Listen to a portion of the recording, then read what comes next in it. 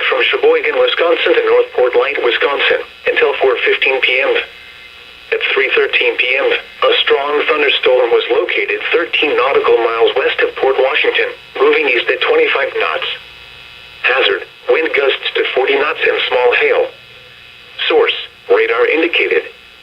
Impact, small craft could be damaged and briefly higher winds and suddenly higher waves. Locations impacted include Port Washington. Move to safe harbor until hazardous weather passes. Frequent lightning is occurring with this storm.